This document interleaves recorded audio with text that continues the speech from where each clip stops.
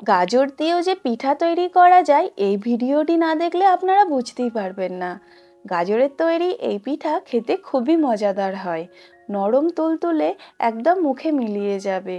তো চলুন বন্ধুরা, বেশি দেরি না করে এই গাজরের তৈরি সুস্বাদু এবং স্বাস্থ্যকর পিঠা রেসিপিটি দেখে নেওয়া যাক। প্রথমে আমি পিঠার জন্য পুর তৈরি করে নেব। তার জন্য একটা ফ্রাইং প্যানে নিয়ে নিচ্ছি 1 চামচ ঘি। আপনারা ঘিয়ের পরিবর্তে রিফাইন্ড অয়েলও ইউজ করতে পারেন। ঘিটা গরম হয়ে গেছে, এর মধ্যে কিছু আমি বাদাম কুচি দিয়ে দিচ্ছি। এখানে আমি কাজু বাদাম, পেস্তা বাদাম আর আমন্ড বাদাম নিয়েছি। এই বাদামগুলোকে হালকা করে ঘিয়ে ভেজে নেব। আপনারা যারা বাদামটা পছন্দ করেন না তারা বাদামটা অ্যাভয়েড করবেন, না দিলেও চলবে। তো আমার এখানে বাদামটা হালকা করে ভেজে নেওয়া হয়ে গেছে। এবার এর মধ্যে দিয়ে দিচ্ছি 1 বাটি সুজি। আমি এখানে মোটা দানা সুজিটা ব্যবহার করছি। আপনারা যদি একদম মিহি দানা সুজিটা পান সেটাও অসুবিধা নেই। তো আমি এই সুজি, বাদাম আর ঘিয়ের সাথে হালকা করে ভেজে নেব। আপনারা যারা নারকেল খেতে পছন্দ করেন না তারা সুজি দিয়ে পুর বানিয়ে পিঠাটা তৈরি করে খান, খেতে খুবই ভালো লাগে। সুজিটা ভাজা হয়ে গেছে, এবার এর মধ্যে দিয়ে দিচ্ছি 1 বাটি লিকুইড দুধ। আর আমি এর মধ্যে দিয়ে দিচ্ছি 1 বাটি জল। আপনারা যারা ঝুড়ো সুজির পুরটা খেতে পছন্দ করেন তারা জলটা দেবেন না। আমি একটু মাখা মাখা সুজির পুরটা তৈরি করব, তার জন্য 1 বাটি জল অ্যাড করে এগুলোকে খুব ভালোভাবে নাড়িয়ে মিশিয়ে নিচ্ছি। এবার আমি সুজির মধ্যে দিয়ে দিচ্ছি চিনি। আমি 1 বাটির একটু কম চিনি নিচ্ছি। আপনারা যেরকম মিষ্টি খান সেই অনুযায়ী চিনিটা দেবেন। চিনিটাকে আমি সমস্ত উপকরণের সঙ্গে নাড়িয়ে খুব ভালোভাবে মিশিয়ে নেব। এরপর আমি এই সুজির মধ্যে একটু গুড় অ্যাড করছি। আমি এখানে নলেন গুড় অ্যাড করছি। নলেন গুড়ের ফ্লেভারটা খুব ভালো লাগে, তাই আমি এখানে অল্প করে নলেন গুড় অ্যাড করছি। আপনারা চাইলে নাও দিতে পারেন। তো আমি অল্প গুড় দিয়ে এটাকে আবারও খুব ভালোভাবে মিশিয়ে নিচ্ছি। তো এখানে আমার পুরটা রেডি হয়ে গেছে। দেখুন পুরটা ঠিক এরকম তৈরি হবে। এবার আমি এখানে 2 পিস গাজর নিয়েছি, গাজরগুলোকে কুচি করে কেটে নিচ্ছি। গাজরের একটা স্মুথ পেস্ট বানাতে হবে, তার জন্য মিক্সিং জারের মধ্যে গাজরের কুচিগুলো নিয়ে আমি এটাকে খুব ভালোভাবে বেটে নেব।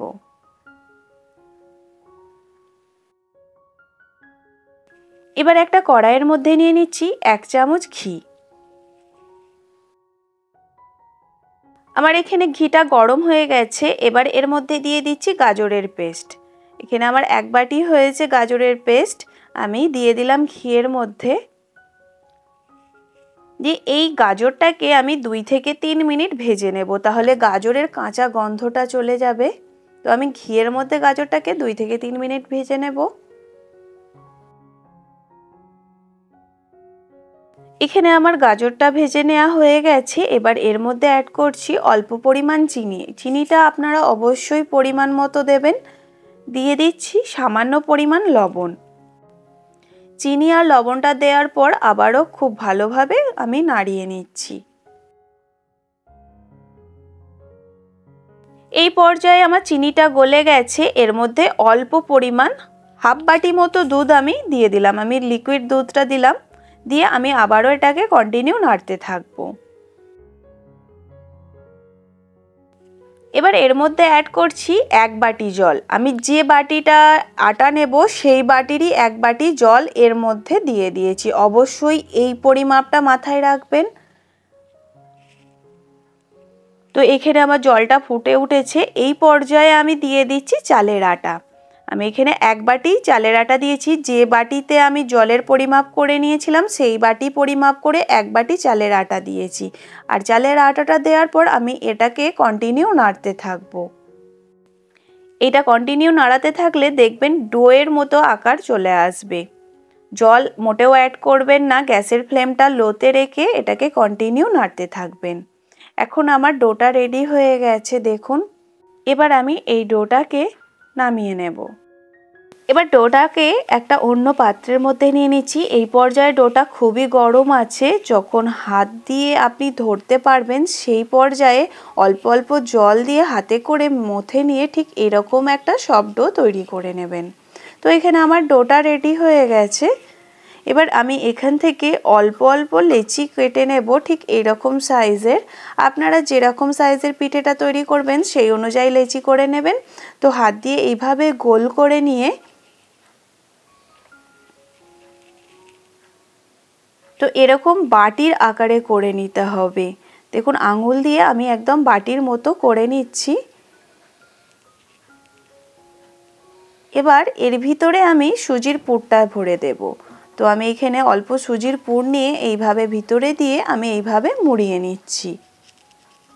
এই পিঠেটা তৈরি করা খুবই সহজ। তো মুখটা মুড়িয়ে নেওয়ার পর আবারও এটাকে গোল করে নিচ্ছি।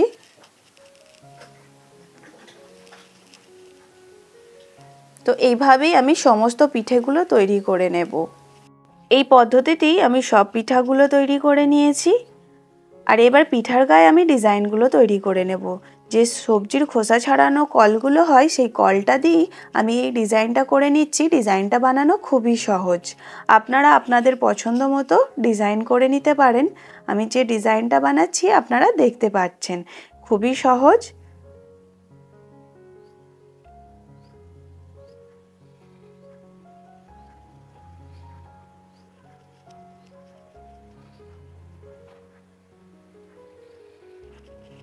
এবার আমি একটা টুথপিক দিয়ে এইভাবে বক্সগুলোর মাঝখানে ফুটো করে নিচ্ছি। আপনারা এইভাবেও ডিজাইন করতে পারেন বা অন্য কোনো আপনাদের মনে যেরকম ডিজাইন আছে সেইভাবেও তৈরি করে নিতে পারেন।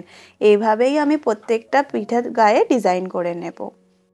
এখানে আমার সবকটা পিঠার গায়ে ডিজাইন করা হয়ে গেছে। এবার পিঠাগুলোকে ভাপ দিয়ে নেব। তার জন্য একটা হাঁড়িতে অনেকক্ষণ আগে জলটাকে ফুটাতে দিয়েছিলাম, জলটা ফুটে গেছে এবং একটা পেথেতে সবকটা পিঠা নিয়ে এইভাবে ঢাকনা বন্ধ করে ভাপ দিয়ে নেব। তো আমি এখানে 10 মিনিট পিঠাগুলো ভাপ দিয়ে নিয়েছি।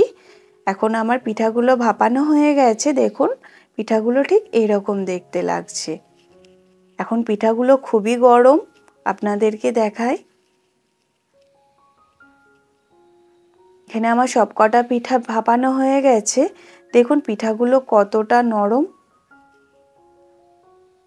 খেতে একদম অসাধারণ নরম তুলতুলে, মুখে দিলেই মিলিয়ে যাবে। আর ভিতরে পুর ভরা, খেতে সত্যি দুর্দান্ত লাগে।